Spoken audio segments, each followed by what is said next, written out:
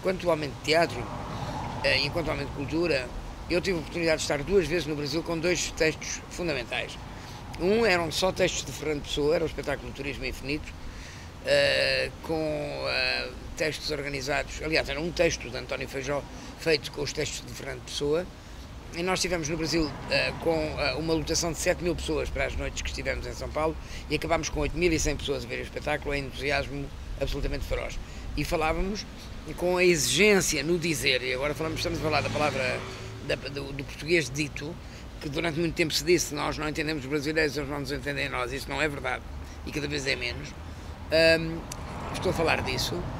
O espetáculo Turismo Infinito foi um espetáculo que teve a exigência que sempre pusemos, eu próprio, pessoalmente, ao longo de muitos anos, e depois, mais apoteoticamente, digamos, nos anos em que fui diretor e encenador residente do Teatro Nacional de São João, no Porto, nós pusemos sempre o acento em encontrar uma espécie de norma do dizer, que obviamente tinha que ver com a norma do escrever.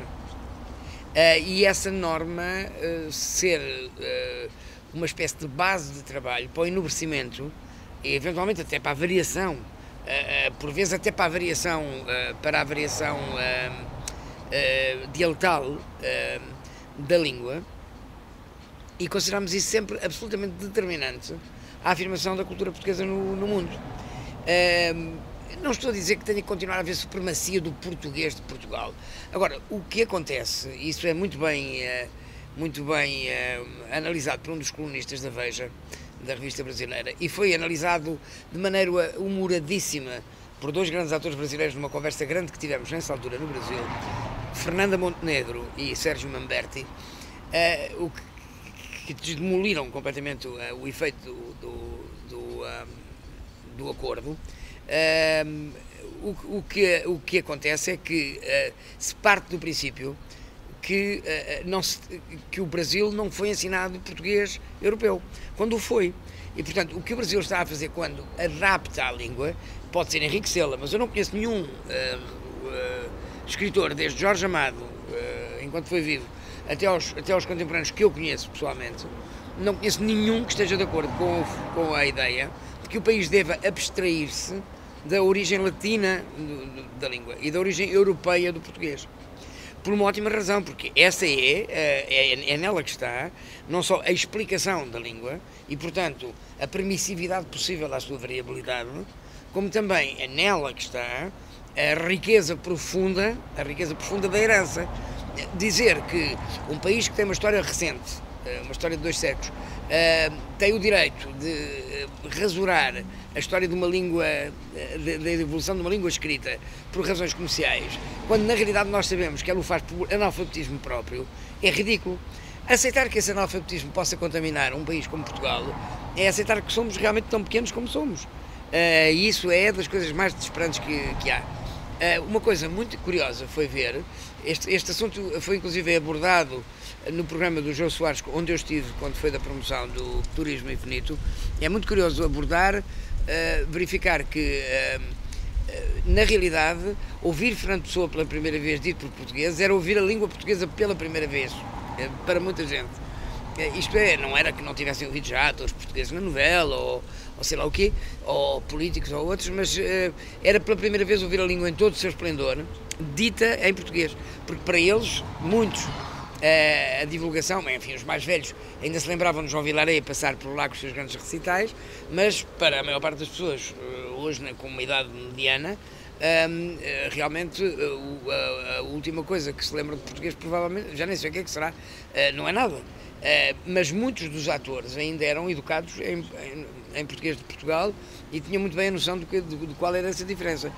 Para muitos dos brasileiros medianos, de idade média, digo agora, de idade mediana, digo agora, o Fernando Pessoa tinha sido divulgado pela Maria Bethânia, com aliás, uma enorme perícia e elegância. Apenas o acento aí contava. Mas o próprio João Soares, quando gravou o remix de Pessoa, aquela coisa que ele fez aí ao vivo em Lisboa, e quando o gravou em disco e quando o fez, disse-me, e disse-o portanto on camera, quer dizer, disse-o na televisão, em direto, que tinha percebido que não se podia dizer, não se podiam dizer aqueles poetas sem o acento.